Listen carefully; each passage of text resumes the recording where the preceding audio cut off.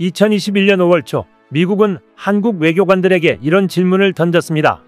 한국의 인공위성 등 정찰 자산을 보완할 역량이 있느냐? 한미 미사일 지침 해제를 앞둔 마지막 순간까지 미국이 집요하게 확인하려던 게 우리 우주정찰 역량이었던 것입니다. 외교부 내 대표적 북미통으로 꼽히는 1급 고위인사가 지난달 말 기자와 점심자리에서 밝힌 뒷이야기입니다.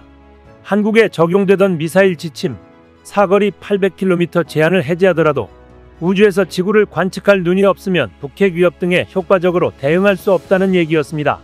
한미 미사일 지침은 그해 5월 21일 해제됐는데 우리 외교관들이 2년 넘게 물밑에서 소통해 온 결과였습니다. 한미 미사일 지침은 총 5차례에 걸쳐 개정되고 종료됐는데 주목할 점은 미국의 대통령 선거 직후 들어선 신임 바이든 행정부가 우리 정부와 전향적 협상에 나섰다는 것입니다. 도널드 트럼프 전 대통령이 취임한 지 10개월 뒤인 2017년 11월 3차 개정 최대 사거리 800km 탄두 중량 무제한이 이루어졌는데 5차 개정은 조 바이든 대통령이 백악관에 입성한 지 4개월 뒤 이루어졌습니다. 두 차례 개정 당시엔 한반도 안보 지형이 급변하면서 외교당국도 미사일 지침 개정이 불가피하다는 맞춤형 전략으로 협상력을 높였습니다.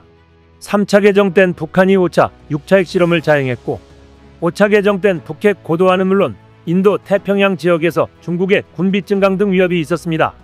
즉 미국 대선에서 트럼프나 해리스 누가 되더라도 급격히 변하고 있는 한반도 안보로 인해 한국의 핵무장은 현실화될 가능성이 높다는 이야기입니다. 중국이 핵무기 생산을 늘리면서 세계의 핵 확산 위협이 점점 더 커지고 있기 때문입니다. 미국에서도 이 문제를 해결하기 위해 차기 정부가 이 문제를 한국, 일본과 적극 공조해야 한다는 목소리가 커지고 있습니다. 미국 워싱턴의 싱크탱크인 브루킹스 연구소의 앤드류 여 한국섭자는 지난달 말 포린 어페어스지에 기고한 중국의 위험한 핵 추진이라는 글을 썼습니다. 여기서 여 석전은 중국의 핵탄두 수는 현재 500개이며 2030년까지 1000개로 늘어날 것이라며 핵 확산을 억제하기 위해 한국과 일본의 핵 잠수함 등 전술핵 배치를 검토하는 강한 압박 전략을 써야 한다고 강조했습니다. 이 기고문이 나온 후 워싱턴 안팎에선 위험한 생각이라는 비판이 나오기도 했습니다. 여 석전은 그러나 중국이 미국과 군비 통제 협정을 맺도록 하려면 지금까지 하던 유화적인 정책이 별 효과가 없었다는 것을 인정해야 한다고 했습니다. 그는 한국 내에선 북한의 위협 때문에 자체 핵무장을 검토하자는 요구가 커지고 있고 일본에서도 비슷한 기류가 있다며 이런 사실을 미국이 중국의 군비 확대를 중단시키는 압박 카드로 활용할 수 있다는 것이 우리 의견이라고 했습니다. 그는 오는 11월 대선 결과에 따라 미국의 핵 관련 전략이 달라질 것이라고 했습니다. 여 석자는 도널드 트럼프 전 대통령과 부통령 후보 JD 펜스는 미국이 세계의 경찰 노릇을 하는 것을 반대하지만 이들이 당선되면 강력한 국방을 원하는 공화당 내 분위기에 의해 결과적으로 지금과 비슷한 수준의 국방력을 유지할 가능성이 높다고 내다봤습니다. 그는 특히 공화당 내에서는 핵 확산 금지 조약에 묶여 중국에 뒤떨어진 핵무기를 갖게 될까 우려하는 분위기가 있다며 이 분야의 예산을 더 쓸 가능성이 있다고 예측했습니다. 반면 카멀라 해리스 부통령이 이끄는 민주당이 승리할 경우엔 처음에는 중국을 향해 강경한 메시지를 낼 수 있겠지만 시간이 지나면 현조 바이든 대통령과 비슷한 유화책에 머물 것이라고 봤습니다. 여 석자는 해리스는 바이든 정부에서 함께 일한 이들의 조언에 기댈 것이라고 예상했습니다. 하지만 해리스 역시 한국이 강해져야 북한은 물론 중국의 남중국해에서의 현상 변경 시도를 막을 수 있다는 점을 알기에 한국이 외교적 설득을 하면 트럼프보다도 빠르게 상황이 진전될 수 있을 것으로 보입니다. 오는 11월 미국 대선은 이미 백중세로 바뀌었습니다. 카멀라 해리스 부통령의 등판과 함께 판이 달라졌기 때문입니다. 미국 민주당이 대선 승리를 위해 꼭 가져가야 할 세계 경합주에서 해리스 부통령이 트럼프 전 대통령을 앞선다는 여론조사 결과가 10일 공개됐습니다. 뉴욕타임스와 시애나대가 지난 5일에서 9일 미시간, 펜실베이니아, 위스콘신 3개 주에서 투표 의향이 있는 유권자 1,973명을 대상으로 오늘 투표하면 누구를 뽑겠냐고 질문한 결과 50%가 해리스 부통령, 46%가 트럼프 전 대통령을 선택했습니다. 오차범위 4.5% 아니지만 해리스 부통령이 4%포인트 높았습니다. 해리스는 경쟁자인 트럼프에게 경합주 청년층 지지에서도 앞선다는 내부조사 결과가 나왔습니다. 현지 시간 12일 민주당 슈퍼팩인 원트 팩나우가 소셜스피어에 의뢰해 펜실베이니아와 조지아 등 7개 경합주의 18세에서 29세 유권자 1,313명을 대상으로 지난 2에서 5일 조사한 결과에 따르면 양자 대결 시 해리스 부통령은 51%의 지지로 트럼프 전 대통령 42%의 9%포인트 앞섰습니다.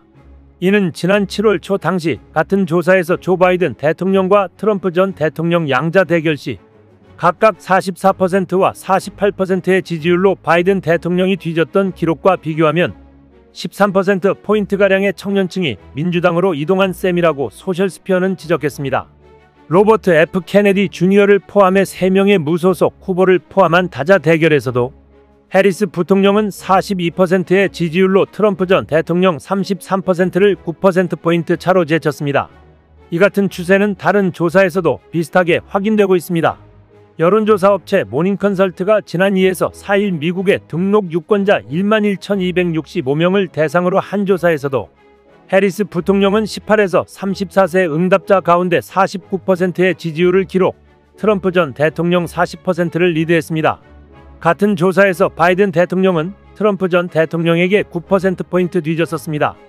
해리스의 등장 이후 3주 만에 빠른 기세로 분열된 민주당 지지층을 결집하며 각종 여론조사에서 트럼프 전 대통령과 팽팽한 접전을 이어가고 있는 상황입니다. 오는 11월 대선을 치르는 미국 50개 주 가운데 43개는 민주당이나 공화당 한쪽으로 기울어 있기 때문에 승부는 민주당과 공화당의 지지세가 비슷한 7개 경합주에서 결정될 것으로 관측됩니다. 이렇게 트럼프가 밀리는 상황에 대해 공화당에서도 쓴소리로 수정을 요구하고 있습니다.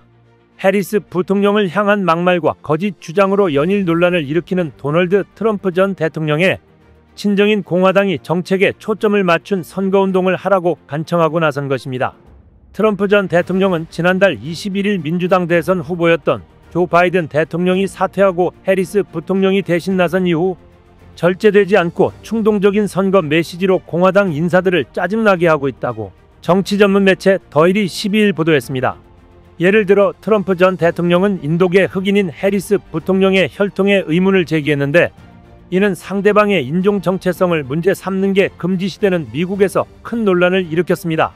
그는 조지아주에서 열린 유세에서 같은 공화당 소속이지만 2020년 대선 당시 패배를 뒤집으라는 트럼프 전 대통령의 지시를 따르지 않은 브라이언 캠프 주지사와 그의 아내를 맹비난했습니다. 대선 승패를 좌우할 경합주인 조지아에서 인기가 많은 자당 주지사에 대한 이 같은 공격에 공화당 내에서조차 정치적 자살이라는 비판이 나왔습니다. 트럼프 전 대통령은 또 자신의 유세에 참석한 인원이 흑인 인권 운동가 마틴 루터킹 주니어 목사의 1963년 워싱턴 행진 당시 연설에 참석한 인원보다 많다는 허황한 주장을 하기도 했습니다. 자신의 유세 규모를 늘 자랑해온 트럼프 전 대통령은 해리스 부통령의 유세에 몰린 인파의 사진이 인공지능으로 조작했다고 주장하기도 했습니다.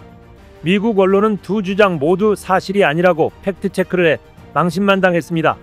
공화당 주요 인사들도 트럼프 전 대통령이 정책에 더 집중해야 한다고 공개적으로 목소리를 내고 있습니다.